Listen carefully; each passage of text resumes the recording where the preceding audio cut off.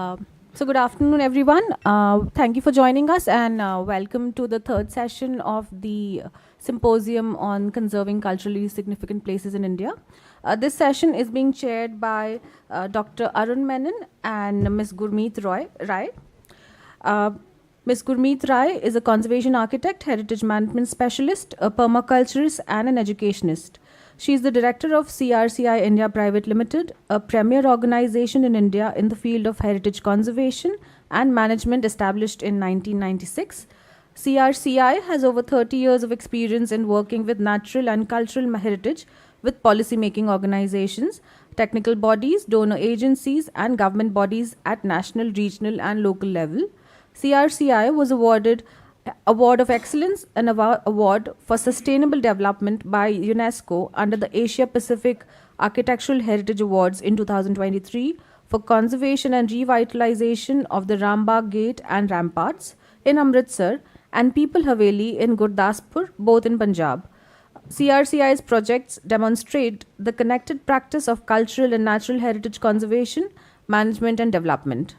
I request Dr. Parul Munjal to please felicitate her.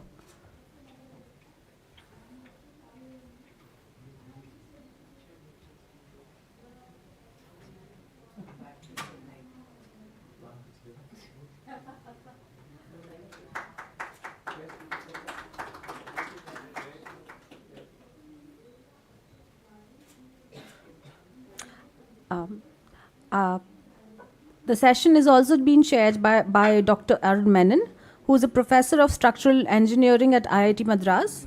He holds a first degree in architecture and a PhD in earthquake engineering from the University of Pavia in Italy. His research interests include structural aspects of historical constructions, earthquake behavior of historical masonry, structural masonry, and risk assessment. He coordinates the activities of the National Center for Safety of Heritage Structures, a Ministry of HRD-supported research center at IIT Madras.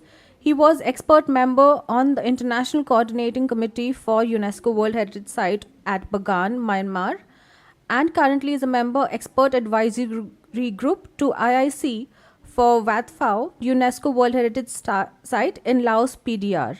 He has been involved in conservation projects in India, Rashtrapati Bhavan, IIM Ahmedabad, Madurai Meenakshi Temple, Konark Sun Temples, Bhutan, Tango Monastery, Wangdu Phodrong Dzong, and Myanmar, Bagan, and the Philippines, San Sebastian Basilica, Manila. He is an expert member of ISKARA and actively involved in Bureau of Indian Standards, BIS CED 06 Stones, CED 13 Building Construction Practices, and CED 39 Earthquake Engineering Sectional Committees. I request Dr. Munjal to please felicitate him.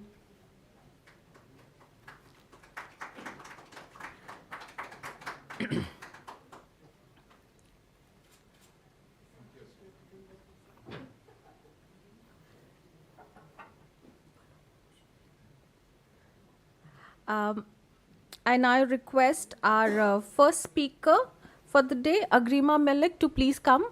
Please request all of you to please just stick to the time. All of you have 10 minutes.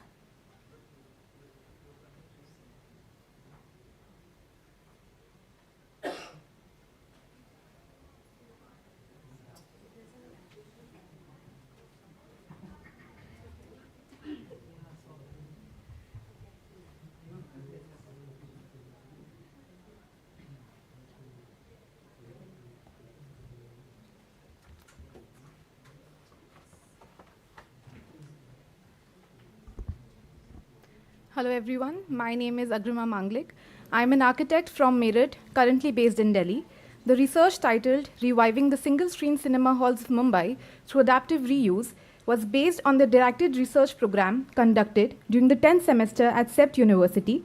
The second author for the paper, Mehnaz Amir Islani, was the guide during the DRP. Between the two world wars, the construction of cinema halls began due to the great influx of people, skills, technologies to the port cities, Bombay being one of them. And so, the need for entertainment for the migratory population was identified, and most of the cinema halls were constructed by the end of the 1930s. Cinema halls soon became centers of urban public and culture due to the following reasons. They acted as landmark and provided to the imageability and identity of the neighborhoods. They created employment opportunities and led to the development of ancillary businesses. They provided connectivity, and they also became a place for all. The decline of cinema halls happened due to the domestication of entertainment, rise of multiplex, taxation policy being the highest in Mumbai, entertainment tax which is 45%, and very recently COVID-19. With the forthcoming DP of Mumbai, the research done by UDRI in collaboration with Margiris Cultural Centre puts forward an argument that the protection of these cinema halls is necessary as the loss of these urban centres would affect the urban character of Mumbai. The research establishes how cinema halls, by the definition prescribed under DCR number 67, are entitled to be regarded as culturally significant and heritage buildings. This brings us to a research question: how can the underused and unused single-screen cinema halls be interwoven back into the urban public of the city such that their heritage values are maintained? The research started with site study and literature review, which led to the objectives of reuse for the cinema halls, which in turn, along with global case studies, led to a method of analysis that was used to analyze the local cases in Mumbai and suggest recommendations. So what is adaptive reuse? Adaptive reuse is made up of two words, adaptation and reuse, and it deals with changes that range from non-permanent to minor changes, permanent changes.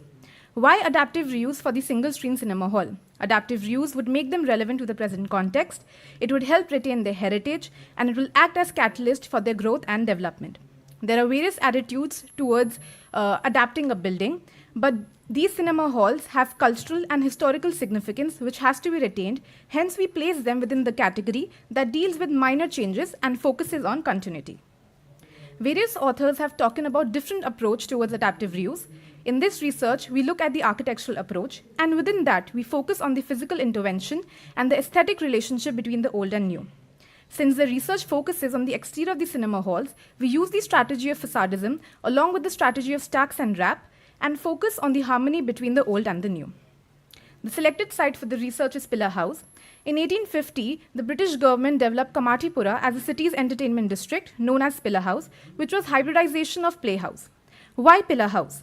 Most of the redevelopment for single-screen cinema halls has taken place in town and is limited to Art Deco cinema halls like Sterling, Metro, New Excelsior, Eros. But even though Pillar House accounts for a large number of theatres, there has been no consideration for them. Because of its historical and cultural past, the cinema halls need to be reused as public spaces. 5 cinema halls are taken in this thesis for study. All this understanding about the site and adaptive reuse led to the development of objectives for the cinema hall to achieve as public spaces. Adaptive reuse would help retain the heritage and identity of the cinema halls, and they will again act as landmarks. It will lead to the economic upliftment of the neighborhood, and it will help educate the past about the rich past of the city. Achieving these objectives through adaptive reuse. 3 drivers of decision making are identified, the first being function. For this research, the program given by the BMC in the regulations mentioned in DCPR 2034 is taken. The BMC provided that cinema halls would be used for the purpose of entertainment for the general public. Second, we focus on genius loci. An important aspect of adaptive reuse is to revive the genius loci or the spirit of the place. The spirit of a place at a particular point in time is memory, and there's a very close relationship between heritage, memory, and so while dealing with heritage and culture, we need to understand this relationship. This brings us to the first question: what in the given buildings need to be retained, subtracted, or added? The third driver of decision making is economic benefit. Since land prices are high in Mumbai, adaptive reuse should provide the developer some economic benefit which would motivate them to take up the project. One such way through which a developer could benefit is maximizing the floor space. Hence, we come to the other question, which is how can volume be added to the building such that it benefits a developer? To answer these two questions, we look at global case studies, which would help us arrive at a method of analysis for the local cases in Mumbai. The first question is answered by the first 2 case studies. In both the cases, the characteristic feature of the building is identified, and the changes are made to the building, they respect that. Changes to the building are contemporary, and they respond to the current physical time context. The building is also made to look neat and tidy. The second question is answered through the other 2 case studies. In both these case studies, a new volume that is added into the old structure responds to the existing building in terms of its scale and proportion, the materiality, and the mass and void relationship between the new and the existing. And so, in order to answer the first question of what you retain, add or subtract, it is important to identify how the building is perceived from the outside once it is adapted, and to identify the DNA of the building, without which the building will not resonate with its past. To answer the second question, the second question is guided by the architectural response, which deals with the question of scale, proportion, mass, void, materiality, and the regulations given by the BMC. We come to our local case study. For the purpose of the research and this presentation, I'm focusing on only one case study. New Roshan Talkies was opened in 1930s by a Parsi family and was known as Elephantine Theatre. The theatre housed various Gujarati, Parsi, and Marathi plays for the natives of the elite town. The existing condition of the building can be seen in these two photographs. The theatre has been shut since 2017, and occasionally it has been used as a shooting venue for movies or web series, and it has not been maintained well at all. When one looks at the theatre, you could only see the vehicles parked outside, and most of the attention goes to the thick colonnade in front, and then attention goes to the facade behind. The Indo-colonial motifs that we see behind the thick colonnade gives the building its character, and hence it should be retained. This picture shows the unwanted growth and different layers that has accumulated over the time, which needs to be removed. Keeping the structure of the openings intact, the infill can be replaced as per the new design. The thick colonnade could be removed as it hides the facade behind and creates a dark space in front. That thick colonnade could be replaced by slender column and railings that increase the visibility of the facade. A balanced composition in the facade can be achieved by adding the missing elements in the style of the existing building. And the entire elevation can be completed by adding arches and pilasters in the style of the existing building, or a new contemporary addition which distinguishes between the old elevation and the new extension could be done. The calculations led that one additional floor could be added into the build. While adding the additional floor, two trajectories could be taken. The additional volume that is added could work along with the part of the building that was added later and act as one new unit, or an entirely new volume could wrap around the facade, and the divisions in this volume should respond to the openings and the divisions in the existing facade. Similar analysis was done for all the 5 case studies in Mumbai. To conclude, we again come back to the 3 drivers of decision making. Function. Since Pillar House is populated by sex workers and labor class, the purpose of entertainment might not be the best. Other functions should be introduced in combination with entertainment that would bring people together. In order to revive the genius loci, the building identity should be retained. It could be done in 2 ways. The building should be reduced to its original layers for further interventions, and the characteristic elements of the buildings should be identified and retained. Old elements should be removed to add new elements, and these contemporary additions should respect the original details of the building and respond to the context. The perception of the facade is important when it comes to reviving the genius loci. It could be looked at in 3 ways. It is vital to remove the visual clutter to make the facade visible and inviting to the users. The facade of the cinema halls should present a balanced composition that matches the original architectural intent of the building. And wherever the characteristic elements of facade are hidden, improvements should be made to make them visible and highlight them. This will help enhance the identity of the building in the context. Given the build density, the strategy of wrap and stacks is used. While adding new floor, following should be considered. Existing pattern of the building should be respected. New material should complement the existing. Attention should be paid to light, ventilation, and circulation. And wherever possible, access should remain the same. And so, the main idea behind adapting these cinema halls is to make them relevant in the present context through various architectural and programmatic interventions. Any changes should be done keeping in mind the context of the people, the host building and the buildings around, time, which is the relationship between the past, present, and the future, building regulations. All these affect the new function of the building, its architectural language, and the economic viability of the project. Thank you.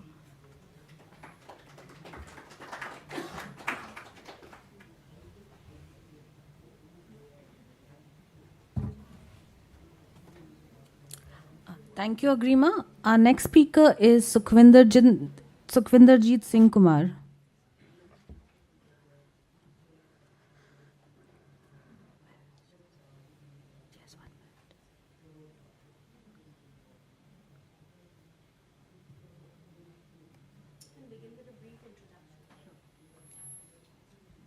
am Kumar from Chandigarh, working as art historian and a curator, the one of the art gallery, National Art Gallery, Manya.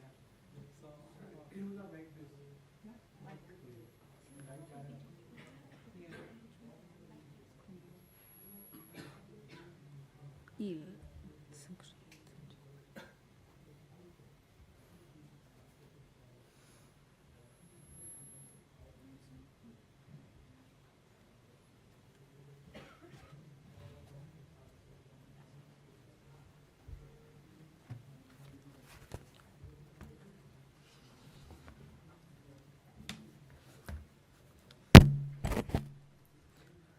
good afternoon, all of you.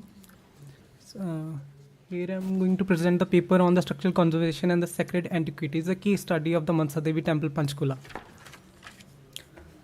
Interaction between the structural conservation and the sacred antiquities make up the essential area of the inquiry in a large field of the art history and heritage studies.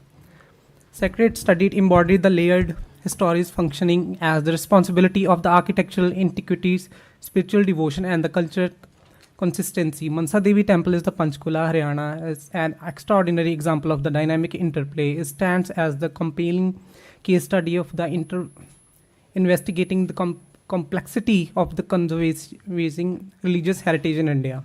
Dedicated to goddess Mansa Devi, it houses a revealed deity within the tradition of Shakta worship, manifesting very best expression of the synthesis between the spiritual and the architectural. Completing during in the early years of 19th century by Maharaja Patiala, this temple shines in the stylistic nuances of the late medieval period, where the religion idioms blended with the sacred in the stylistic, its architectural form, domes, pillars, hall, and carved facades, in the neither merely a physical locus of the worship nor merely testimony of the socio-political and the religious ethos of its time.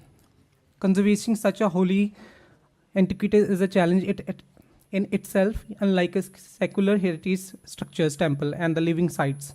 Continuously shaped by the ritual beliefs and the activities of the devotees, the dual identity of the Mansa Devi temple as the both and the place of active religious practices and ancient monument demands a conservation response to the cuts across traditional prevention methods.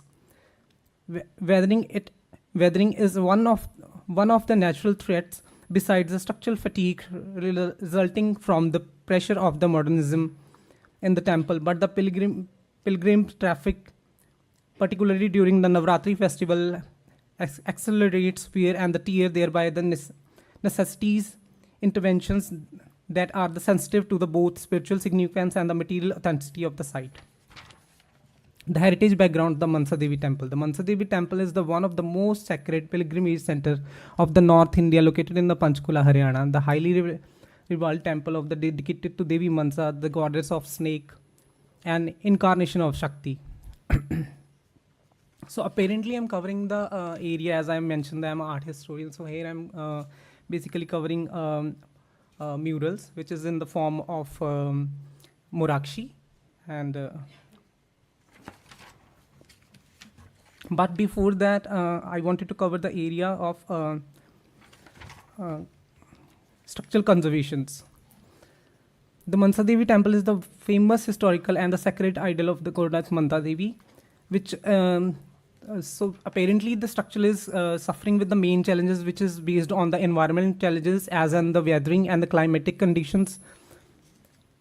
The temple is exposed to the climatic variations from the very hot summers and the heavy monsoons and hailstorms. Effective on the stone structures, wet conditions cause leakage, walls and the floors get weak, temperatures change cause thermal stretch, which brings cracks and the fissures in stones. Air pollution, also chemical erosions. Human induced challenges. High pilgrimage footfall. During the Navrata festivals, thousands of devotees throng the temple, causing overcrowding and the physical wear in its structures.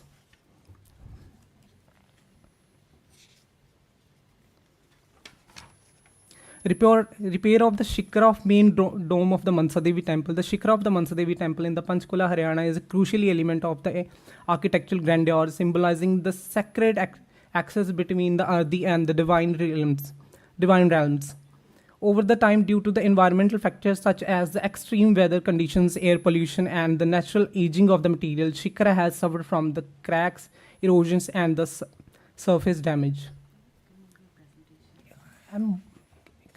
Just a second. Yes. So in 2019, there's a one conservations done by the ASI, where the main challenges is there was the whole Morakshi is done on the upper shikras of this temple. But after that, there's a white enameling in 2019, and there was a case filed by the Chandigarh government and the Panchkula government just because of this. But in the internal side, there's the Morakshi. You can there's a visibility. Only this is the area where we can see time period and the real structure of this temple. And there are so many stories. Let's say Samundra Manthan and the Devis, depiction of the Devis and Shiva and Navadurgas are there.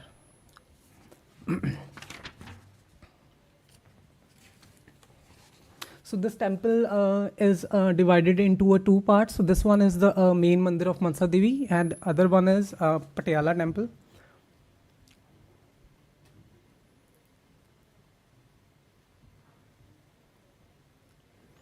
Which is made by the Raja Gopal in the 19th century.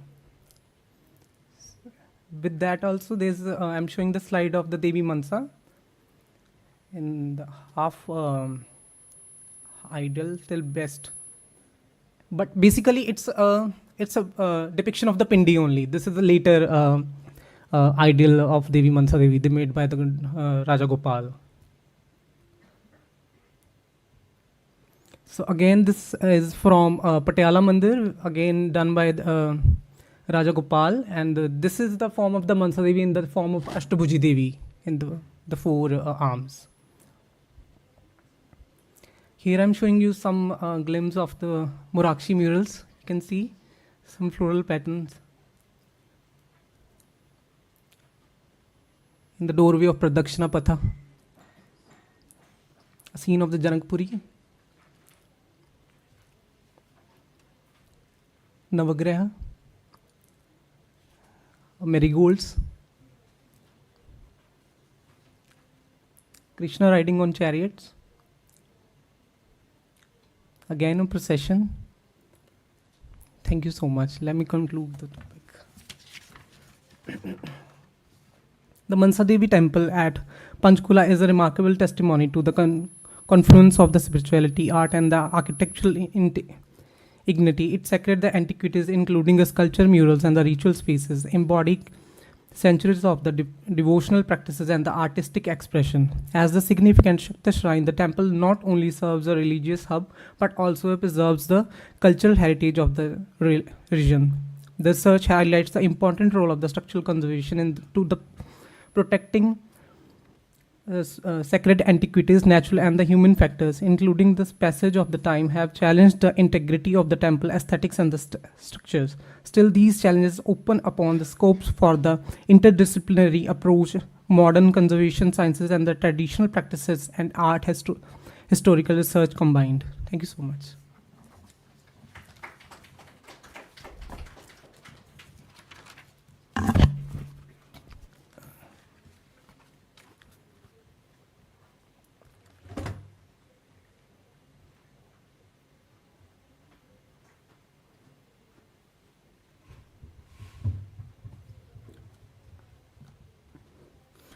Thank you, Sukhwinderjeet. Next, we have Priyanka, Kanhare, and Maniyarasan, Rajendra.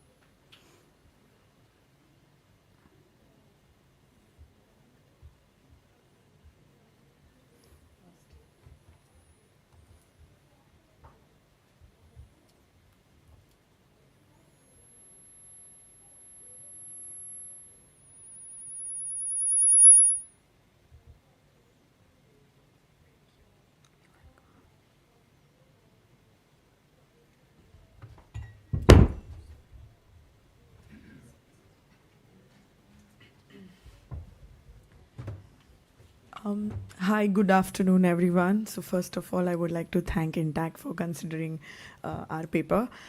This paper is co-authored with Mani. He's a dear friend and a co-tutor.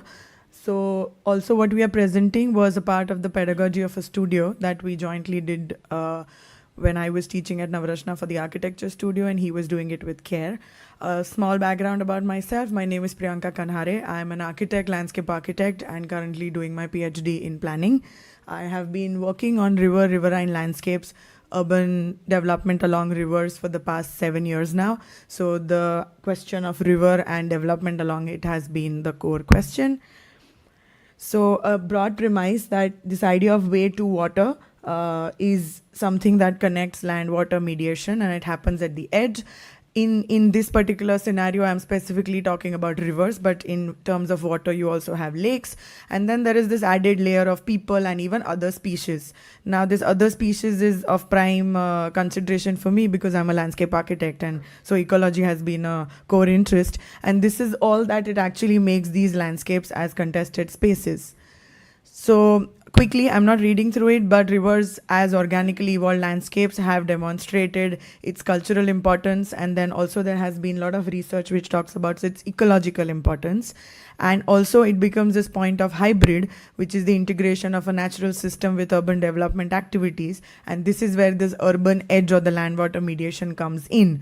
And also we have noticed, and specifically in a lot of South Asian countries, that there has been a lot of indigenous societies which have locally managed and over a very long time used the natural resources along these rivers in a very sustainable manner. So we do have that kind of a background compared to the global north.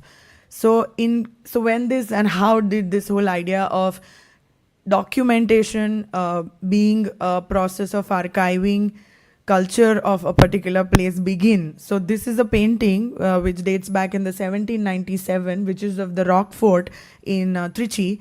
And when we saw this painting, and Mani clicked this picture in 2022, and interestingly, like you see the kind of change on the edge. The rock fort is there, the monuments are there, but what changes on the edge is what we see. And this is how the entire trigger to look at this entire landscape today happened.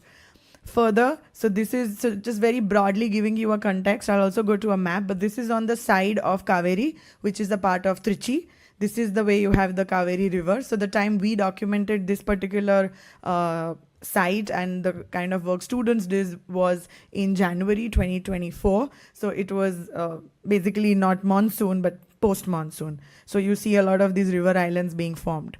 And then you have the other side, which is the Srirangam. So you see the temple and you kind of see the entire band of vegetation and the entire expansion of the urban development on the other side. So again, a very broad context. You have on your... you can't see the... Okay. So you have on your left the marked red box as your Sri Ranganatham Swami temple, which is the part of your Srirangam. You have the Amma Mandapam, and then you have the Kaveri river, and on the other side is the Trichy. So it's this... So, you know, there has been a lot of connection and a lot of work and awareness about the temple, the Amma Mandapam, and the street. But as you see the other boxes, the one box above Amma Mandapam is Garuda Mandapam, and then the one on the opposite side is Gandhi Ghat, and then you have the rock fort. So there are these small points in the entire mosaic which have attained a lot of importance, but in the due course, multiple other locations have kind of been degraded or not really looked at with great importance. So the way we started thinking of it was that, you know, you have the temple street, you have this, and then let's start looking at the entire transect or the entire river island and zoom out. So that brings to this. So we actually zoomed out, and then we realized that there were these two dams, which are one of which is the oldest earthen dam by the Cholas, and then the one in the upstream. So in the direction of river, it flows from left top to right bottom. That's the flow. So you had the first dam, and then this entire land formation of the Srirangam island is what gets formed, and the river actually divides into two, and so it's still Kaveri till the dam, and then it becomes Kaveri at the lower end. It becomes Kollidam on the top, and then that's so I mean, a river is a system. It's a living system, and one needs to zoom out at times to kind of understand this system. So very strategically, we chose that we want to look at the system between the two dams and take into consideration the entire island. And then through that stretch of 30 kilometers, we looked at the river at every 2 to 5 kilometers as a transect study, of which the 3 typical transects that we identified is what I'll be demonstrating, which I'm also proposing is the first stage of the study that we have kind of been in. So this is the kind of GIS map that we generated from the Google Earth, and overlaying it with topography, open series maps, other land use maps, development maps, we were able to identify multiple lines which tell us different types of land condition. Sorry. So the research focus is this particular presentation that I am presenting right now focuses on the methodology used to do this documentation, which adds up to becoming the archive. So the study investigates evolving relationship between people and the Kaveri river, focusing on parts of the Srirangam transect, which spans across 30 kilometers within Trichy. By documenting both the physical and landscape and the ephemeral cultural activities along this river, the study underscores the importance of these riverine areas as living archives of cultural memory, reflecting the region's religious, social, and ecological dynamics. So the 2 steps that I'm going to further work upon and show you is going to be this idea of first impression. So I have not seen Srirangam before I went to this place. So when I and then the students landed up on the place, there is something which is called the first impression. And the first impression is something which happens only at that first time and not through repeated studies. So we broke the study down into calling it the first impression and then the repeated multiple site visits at the on-site documentation. So you have a bias in your first impression, but the bias is not there in the second. So this we felt was a very productive way of documenting all the possible layers rather than building up any bias. So the study of basic documentation of on-site mapping went on for almost 1.5 weeks, but both Manya and I have been working on this for quite some time. So there has been a lot of back and forth in that way. Just a note, this is an empirical research and it involves data and the first-hand observation collected during a period of time and in a year, which I mentioned. This serves as a foundation for subsequent work to be undertaken at regular intervals, ultimately progressing into the stage 2 of research. So we are not really presenting any analysis, but we are just demonstrating the method of documenting. So this is the first objective that I'm primarily going to demonstrate, which is recording the ephemeral cultural practices. So the first step, as I told you, was first impression. And what came out of this was these kind of collage exercises, these kind of collage representations, in which students, based on multiple discussions that we had with them, developed graphical and illustrated visuals, which in some case spoke of the tangible elements which were generator of river stories. So we actually transect the entire 30 kilometers over the period of 1 week. And so this was just one day, and then the rest of it was the remaining week. To some who looked at it as multiple ground textures, so how textures of land, because of the presence and absence of water, change from the point you begin from the dam to some places where you could just cross the river and go because there was no water, to some places where you start seeing some grass growing, to some places where you see some birds and other species kind of there, to some places where people were crossing the river and going, to some places cows were swimming in the water and going. So it was very interesting. So this was basically looking down, because the river at a horizon is a different perspective. Similarly, this, so the idea of color or the vibrancy at multiple points, which if otherwise you would see as just blue, green, and brown as a landscape, you had these pops of color. To some who said that the river actually had an intangible, which gave an intangible feeling of feeling lonely, scared. So this whole idea of personhood to a river. The second part was the observe and the record. So in that we began with a journey map. So journey map which shows the photographs of all the locations that we went to. And then we identified that there were 3 types of transect typologies. One which is the natural interface, a fully urbanized, and a peri-urban. So the transect one, so we were trying to annotate this as either it's religious or cultural, but then we figured out that when it comes to this contested landscape, you can't have one title. You can't just say it's only religiously important.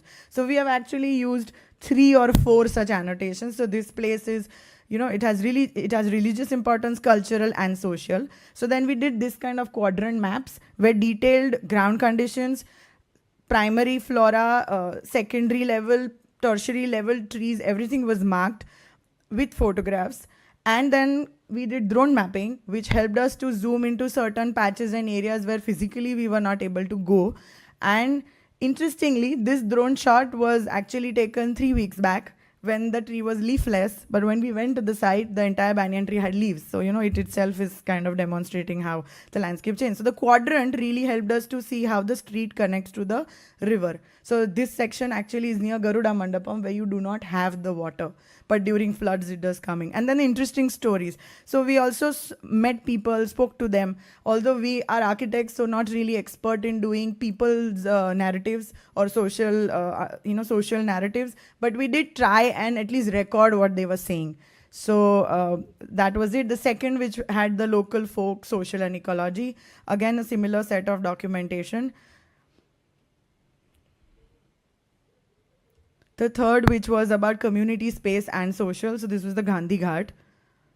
So interestingly, we ended up making these kind of water sections where you see the drawing below the architectural section is where they actually saw the cows swimming and going, and they suddenly realized that it was habitat to some of the other moles and other animals on that particular bed, which was very unusual to find. So,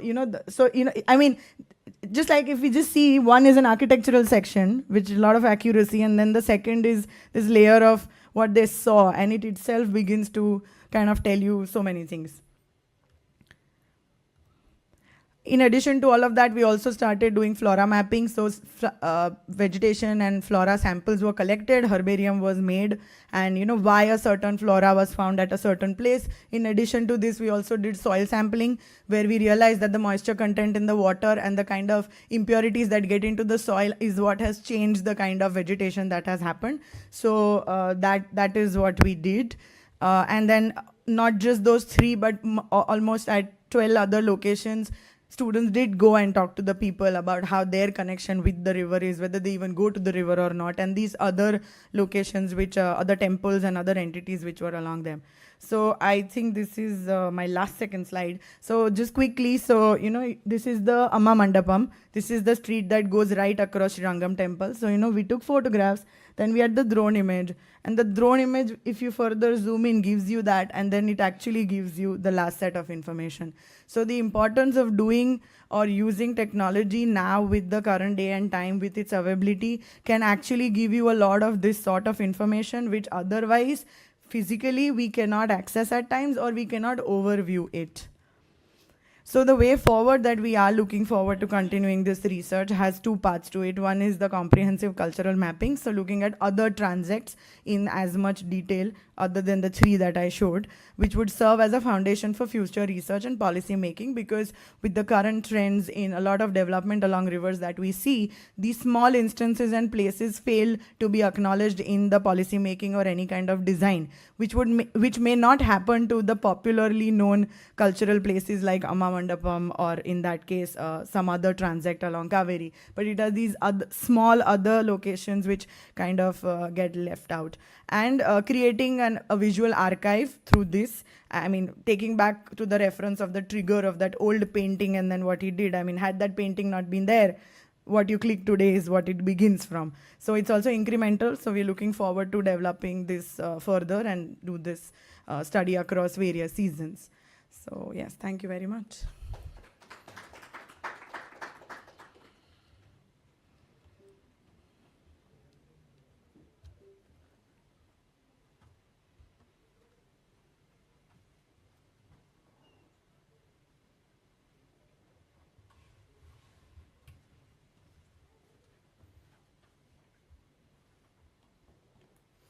Thank you, Priyanka.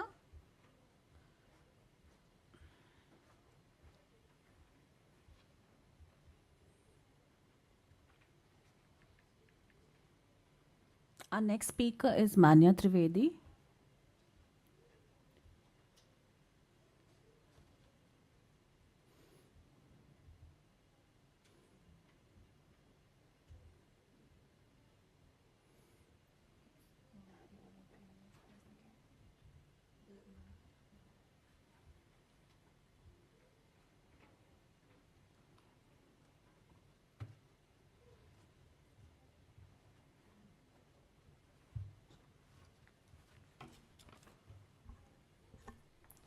Good afternoon, everyone. Today, I, Manya Trivedi, a final year postgraduate student of history, am going to present my work on Mangadh Dham, reclaiming the identity of a massacre. I will start this presentation by a quote by French historian Pierre Nora, as he says, "The quest for memory is the search for one's history. Modern memory is above all archival." Memory often emerges through tangible markers like archives, traditions, and monuments, especially when active traditions of the monument memory are absent. We trace this idea through the case of the Bhil tribe in Rajasthan and the erasure of their past by dominant forces of state and the submissive social position that they are put in, and how it has spurred conscious efforts in the last 2 decades to reclaim and preserve their history. Today, we explore the conservation practices of the Mangadh massacre of 1913, a site where memory, history, and identity politics converge to challenge the historical silences and assert marginalized voices. So, for context, the Mangadh massacre happened in 1913, where over 1,500 Bhil tribals were killed in a skirmish with the state in Banswara, Rajasthan. Also known as the Adivasi Jallianwala or Rajasthan's Jallianwala Bagh in popular memory, this one is a rare example of a historical event where one is known not by a preceding event, but rather by one succeeding it, that is Jallianwala Bagh, which happened 6 years after the event. The aim is to trace this as an act of political forgetting based on the identity politics of colonial and post-colonial India. So just for a context of the historical massacre, the Bhil community of Rajasthan faced severe oppression by the princely states and the British colonial state. By the late 19th century, they were reduced to bonded laborers or bait bigar, which was further worsened by the debt bondage situation. And that happened through the landlords and the social elites constantly trying to submit their identity. Additionally, the 1899-1900 famine killed over 6 lakh people, worsening their struggles. We'll talk about the role of Guru Govind Giri, who was the leader of the revolt in the same, as he founded the Samp Sabha in 1883 to unite Bhils and promote self-reform through religion. He mobilized Bhils to different manners and trying to take away the aspects of their tribal practices that were seen as backward by the modern state. However, his anti-colonial movement became the catalyst for the chain of events. This is because it reduced the state revenue by taking away the biggest consumer market of the alcohol in Rajasthan, which was the Bhil community. It irked the colonial state, the princely state, and the liquor contractor nexus. That was a commercial nexus that benefited and profited largely from the tribal submission for this. This culminated in the expulsion of him and his followers from Dungarpur and later Eider in Gujarat, and constant harassment by the authorities. Therefore, with nowhere to go, the Bhils camped at the Mangadh Hill and sent a petition to the British resident demanding to abolish Bait Begar, which was refused.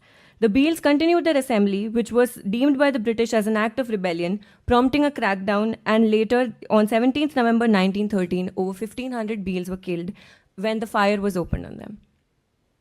So what we need to understand over here is the post-colonial conservation of memory and how it is also an indicative of the identity politics ever faced in the pre-colonial era. The massacre's memory was largely erased from mainstream history due to the tribal identity of the martyrs. This was the main reason why there was no conservation attempt in the area until as late as 1999, which is over 50 years until the independence. This is also because of the location and the stakeholder complexity of the place, because the Mangadh hillock spans the borders of Rajasthan. 80% of it is in Rajasthan and 20% of it is in Gujarat. Some part of the hillock is also in Madhya Pradesh territory. The ongoing tussle between states and the different governments have made the conservation of the monument delayed and greatly difficult. As you can see in this picture taken via terrain mode on Google Maps, you can see the hillock and the fact that the faint borderline between the Gujarat and Rajasthan is marked by the arrow. It cuts right through the memorial area, making the issue all the more complex. So my father often jokes that you enter the memorial from Rajasthan, but you exit it from Gujarat. High political stakes involved in the area also make it further desirable to every political organization to kind of take over the conservation process and win the favor of the tribal population, because the site includes 99 Vidhan Sabha seats from 3 different states.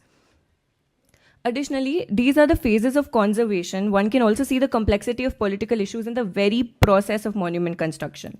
So the first picture, as you can see, is the first plan of the monument in 1999, which was built in 2002. A 35-foot pillar was erected, and it was extended by 7 feet, as you can see in the second picture, and finally by 4 more feet for visibility. However, despite all of these efforts, one can hardly see any depiction of tribal agency in the monument. The conservation efforts are still criticized as being election driven and lacking substance in it to gain the tribal votes of the community living there. Additionally, while the proposals for museums remained delayed due to political disputes between Gujarat, Rajasthan, and Madhya Pradesh, later efforts were made to develop a museum here. In fact, funnily enough, a museum by the Rajasthan government is right now situated on the Gujarat side of the border in the site.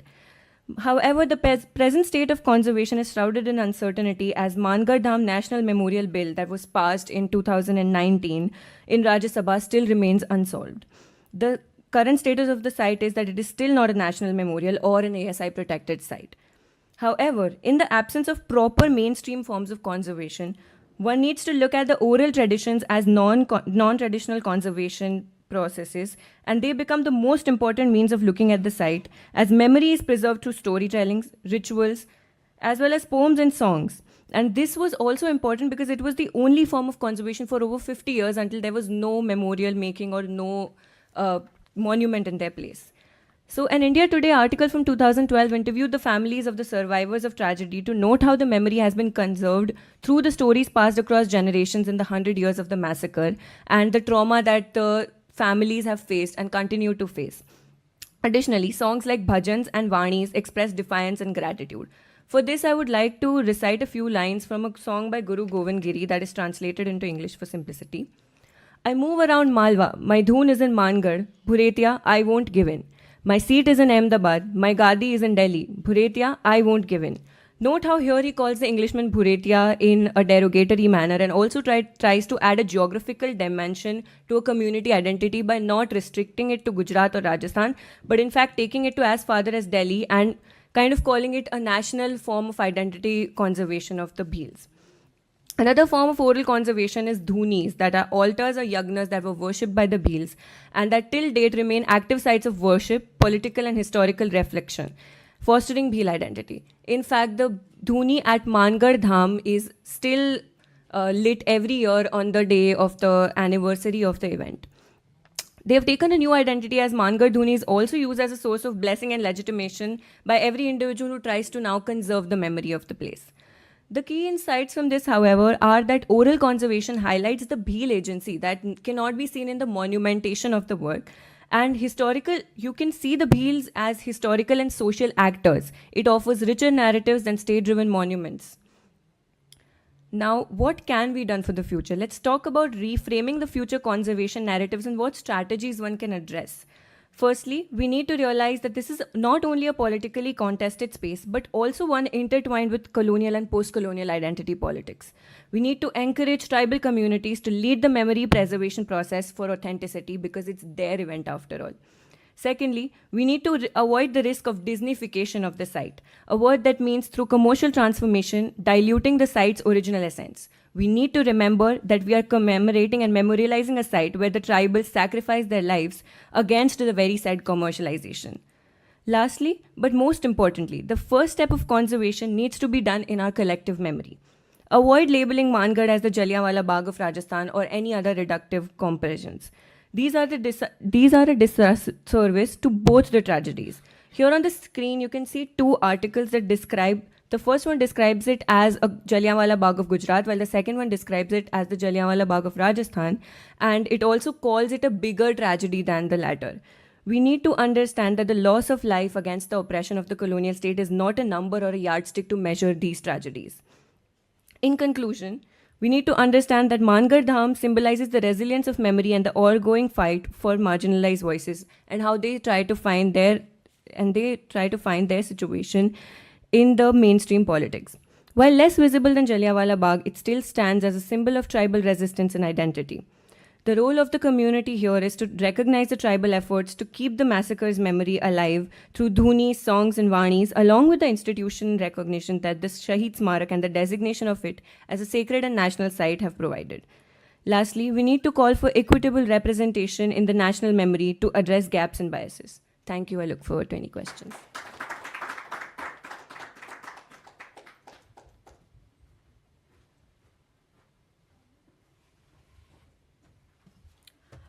Thank you, Manya. I request the chairs and all the speakers to please come to the dais.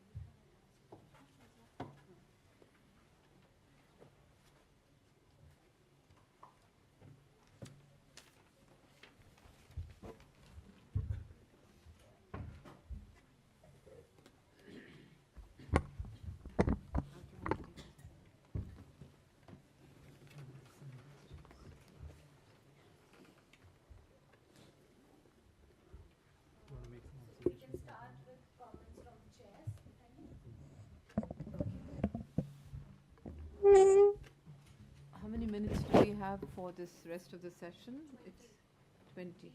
No, we're running late.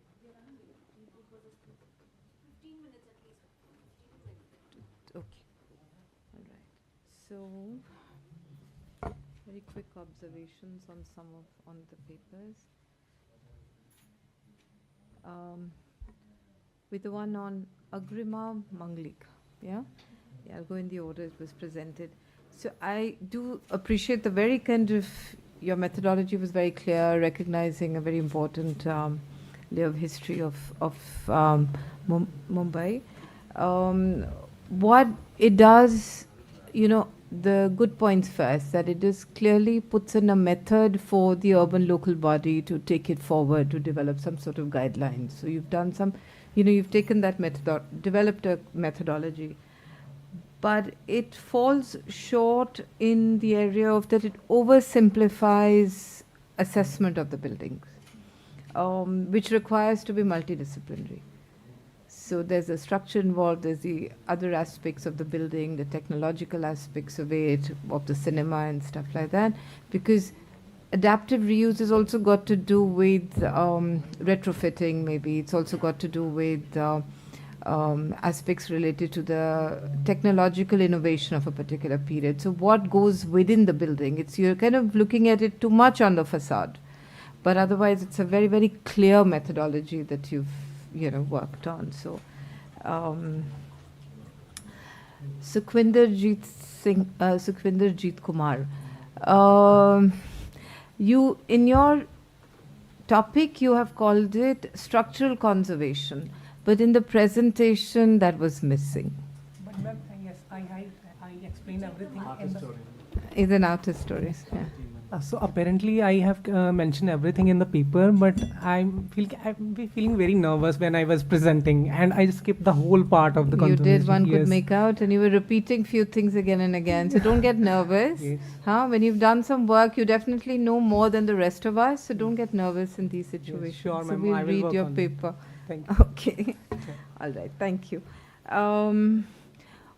Priyanka, your work on the river, it was very, very interesting. And you come from the urban planning background, no? Not from the conservation, architectural, whatever. From the landscape, moving towards your PhD in planning. So that was very interesting. In fact, in your opening sheet, when you said you spoke about people before ecology, so I was getting a little iffy about it. Ecology should be the first line, and then people coming into that space. But your methodology is very, very interesting. So I think it does contribute a lot for, looking at riverscape, and especially in today's context where we're looking at climate change and riverfront and the havoc we are playing with the edges, over concretization, compromising cultural is one part, but nature hugely. So I think that's a very, very interesting beginning, and, quite enjoyed your presentation on that. So I'm more or less going by the form that you've given us, yeah? So thank you for that. And I'm very, very happy to see the diversity in the different papers that were presented. And Manya, your work on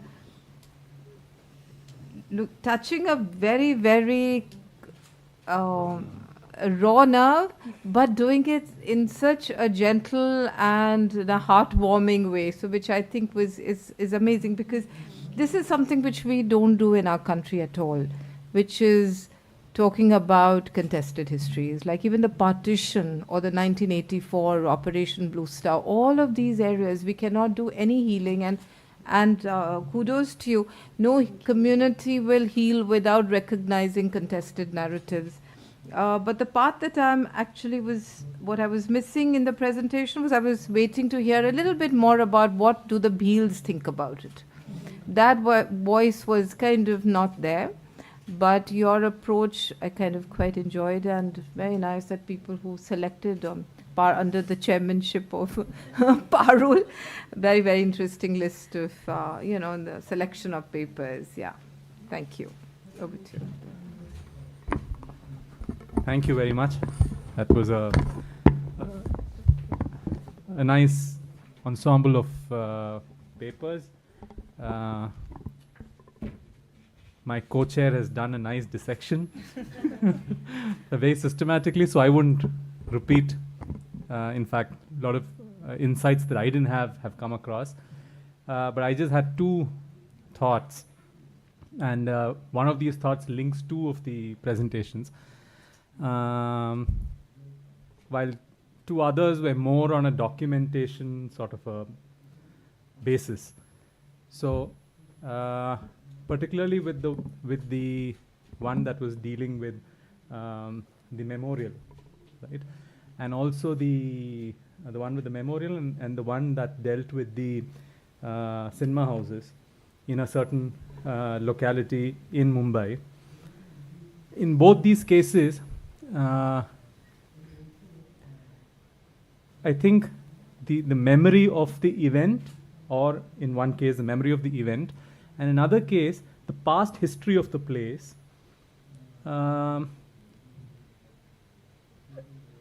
the solution given by the state there in the memorial has a disconnect with the past. But my thought was, in the cinema houses that you were looking at and the entertainment region it was in, are we consciously choosing to introduce a disconnect with the past? Doesn't the history of the place also need a narrative, or should it be overwritten? Was a thought. I mean, it need not be the line that the analysis or the people working in that place want to take. So that was one thought linking these two projects. The other two projects, other two papers, focused on documenting. But I mean, it's a problem that it's my problem, it's a me problem. Documentation, for the scope of documentation, is something that I find it difficult to understand. And you must have done it for specific purposes. The scope of the documentation, and so sort of an object-oriented documentation is what will keep your work alive. Okay, so if I'm sure that has been the motivation, I think that needs to come through. If it's just the paucity of time that has not put that in perspective. So I just had these two thoughts. Thank you very much for a set of very interesting works. We'll take questions from the audience and then So I your had own a question if you have. response to Arun's question, the observation. Yeah, so I had a small response to your observation. I think I think that's the kind of discussion. Yeah. So that's the kind of discussion both Mani and I have been having, that the moment, like he comes from a conservation background, I come from a landscape background. So for me, it's always a system study. And that is one of the key reasons, even in the studios that I'm a part of for my PhD, I am not looking at river based on what the adjacencies are. I'm looking at it as a large system which flows across regions. And then depending on where and what the situation is, the adjacencies change. So, and I think that is the beauty of, I would say, a landscape study, because that kind of zooms you out and expands your vision, expands the scale of then looking at everything else. And then that's the debate that Mani and I have, that he looks at a temple, a street, something at the end of it, which is the way you were mentioning about the object and the system. So I think that was one of the key arguments we had, and I think that's how we developed this, that it's okay to look at the temple, the street, and the mandapam at the end. But now the moment we're talking of a river or an island, and then we are saying that there are multiple such at multiple points, let's zoom out and look at it as a system, and then see how the perpendiculars come to this linear. So somewhere we are trying to, because I'll tell you why this question also came, and it connects to the pedagogy of teaching and design, that as an architectural intervention, you end up making an object at that edge. It is only at the scale of a landscape or an urban that you start to think of it as a system. And even in urban, that's exactly where my PhD is kind of calling it a contested space, that you have an urban and that makes that river urban. But it's actually the river Yeah, absolutely. So I think, I mean, I think it's good that you kind of put that point out, because I think there is always this thing about looking at it at a point in time like an object, but at times it is a larger system, and then one needs to look at it from all the possible perspectives. Sorry. let me articulate it better. I often fail to do that. I think that's why. How do I use that information? Who uses the information? How do I use that information? Okay, because it's a brilliant perspective that you're bringing to the whole place, right?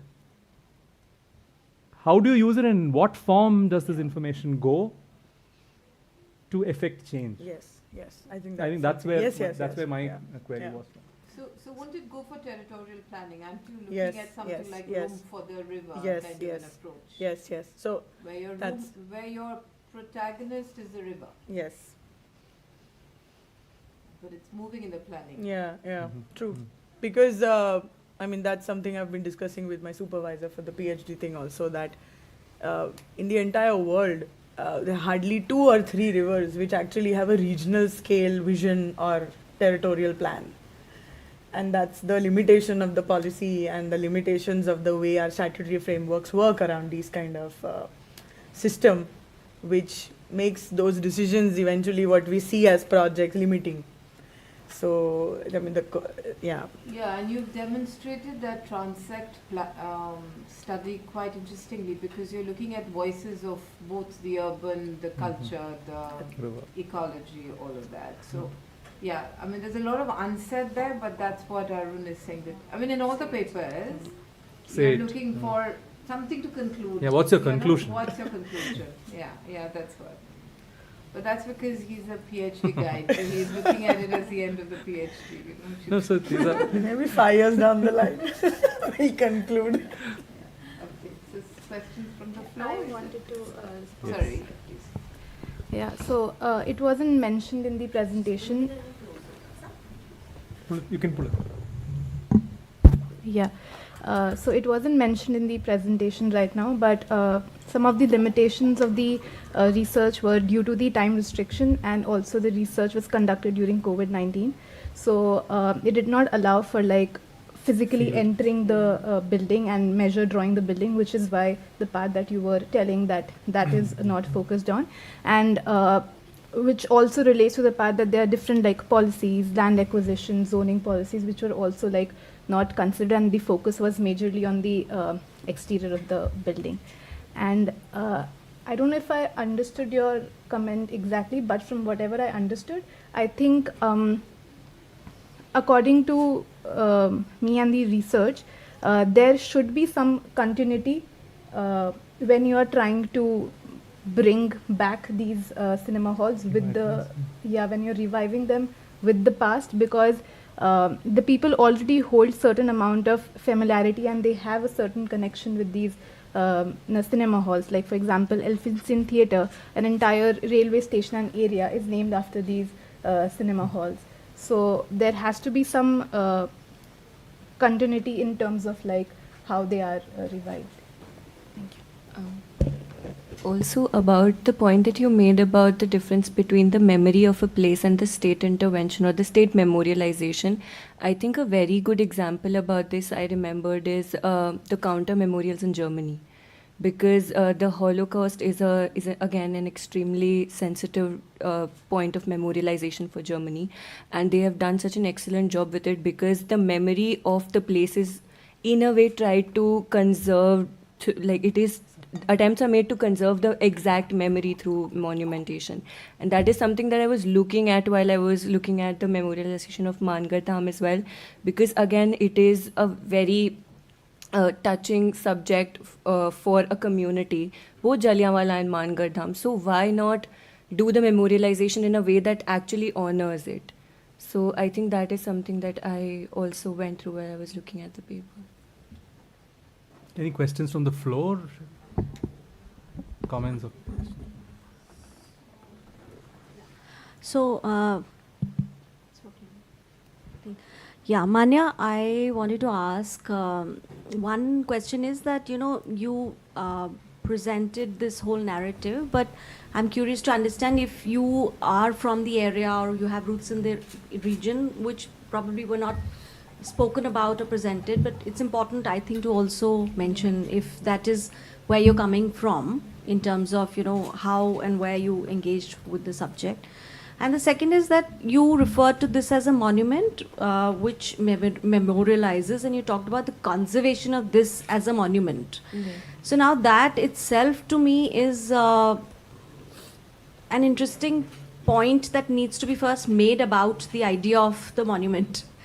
Because are we conserving it because the original form of it as it was conceived is important? Are we talking about, when you're talking about it, are you talking about conserving that monument, or are you talking about respecting that memory and commemorating it in a more sensitive way? So that's where I felt that, is the monument itself that important that has been built, or is it the memory that you actually want to emphasize on?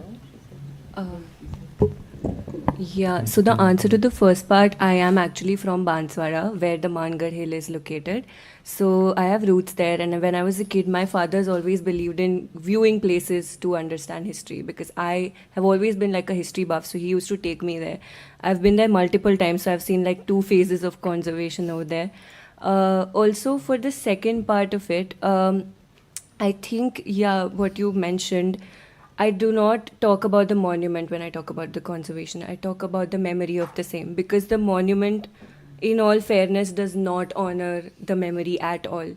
Because in the beginning, like the first phase of the monument, as you guys, as everybody must have seen, it was just a pillar. It was hardly even visible from the hillock. It's on the hilltop, and it's hardly even visible. Like, for the people living there, it was no more than just another pillar erected for some reason, like it might have been. So nobody actually made the effort to know more about it, because the monument looked extremely ordinary. Like, it did not honor the agency that I was mentioning about, of the event and of the entire memory of the event. So when I talk about conservation, I talk about that. I talk about the memory of the event. Again, as the example that I gave for the counter memorials. One of these, the National War Memorial or the National Holocaust Memorial in Germany, when you go there, it's just blocks. It's black blocks of various sizes. And when you go there, you feel claustrophobic. So it is the feeling of claustrophobic that is to evoke the memory of the people who were in concentration camps. So it is just the it is the memory that is honored over there. The monument, if you see, it's not a major, like a majorly architectural process that was done, but it is known to be an architectural marvel because it honors the memory of the event so well. So I think that is what I was looking at when I tried to look at the place, because when I visited it multiple times, I did not feel the kind of memory that one could evoke from the same. And when you go to Jallianwala Bagh, when you look at the bullet holes, you feel that pang in your heart, because you know that the people have lost their lives there in a skirmish with the colonial state. I did not see that here. So I hope that answers your question. Yeah, I guess so. We have 2 minutes. So one question from you. So see, in conservation, we talk about the value-based approach and, having a assessment of values and then figuring out what is significant and what isn't and what can be removed and what cannot. So your approach didn't talk about values in particular. So was that conscious, or was that a conscious attempt to deviate from that as a methodology? Or, I was curious to know about that again. Yeah. So what values the cinema halls bring in? Existing values, the cultural values. The form itself has, when we talk about conserving something first, is it really valuable, and if it's significant, and what are the attributes? Values, and where are these values coming from in terms of physical attributes or otherwise? So because usually when we look at any conservation project, and we're looking at, of course, the first step being evaluating the significance, and then so interventions are then based on that assessment of value. So is that an approach that you consciously left out, or was it just, I think it wasn't put in a lot of focus. For all the cinema halls, a little focus was put on how we are perceiving them from outside right now, and just general values that the people hold with these cinema halls in general. For each of these in detail, yes, it wasn't really focused on.